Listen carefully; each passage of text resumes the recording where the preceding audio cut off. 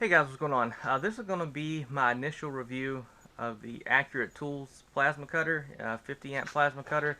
We've all seen these on eBay. You know, they're $280, $290 shipped, 50 amp plasma cutters. It is a 110 or 240, but you have to watch because it'll only cut or only take certain amps up to 110.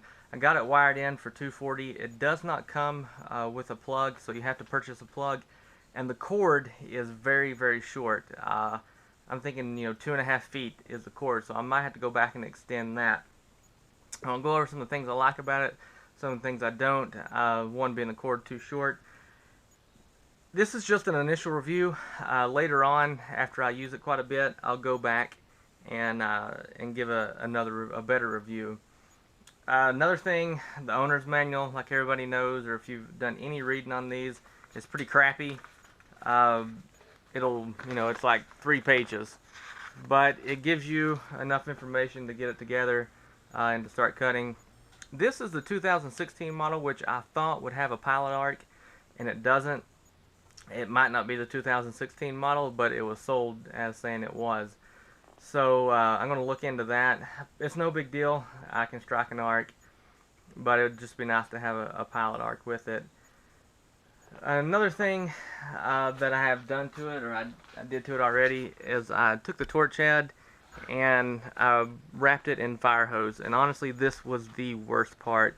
It took me an hour to get that hose through there. It does have a pretty long hose. I'm thinking 8 feet maybe.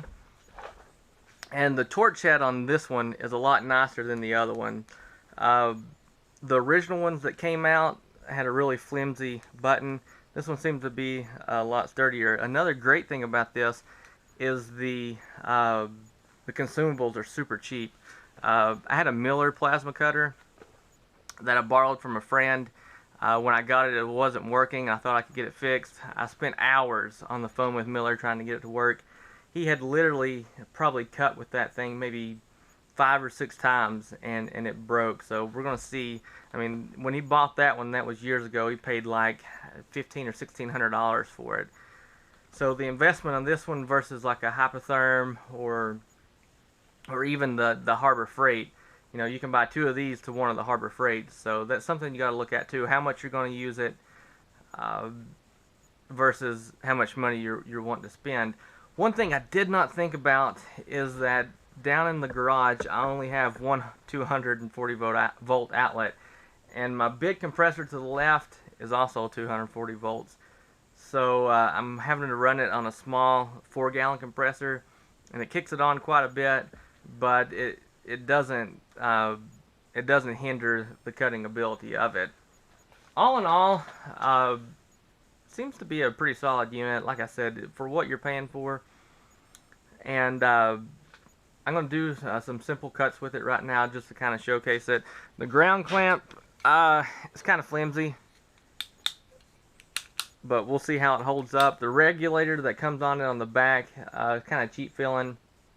And I'm going to put another air dryer on the line because plasma cutters hate moisture. I bought one from Lowe's to put on it, and for some reason it should be MPT threads, but it's not threading like it should. So I'm going to take it back and look at another option.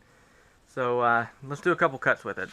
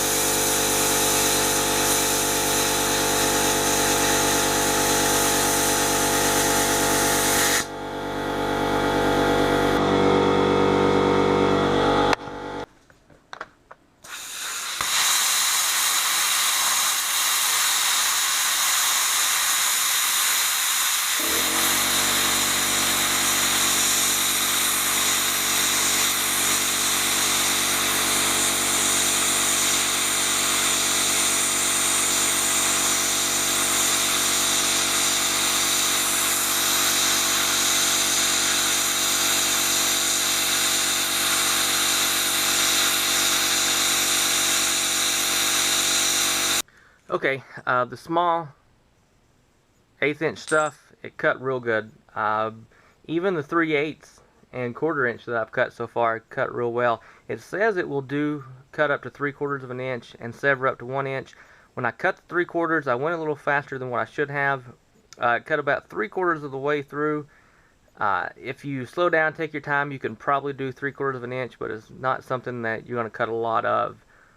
So this is my initial review. When I get some more time behind it, a couple months down the road, I'll do an update on it. But so far, it seems to cut well. As always, thanks for watching.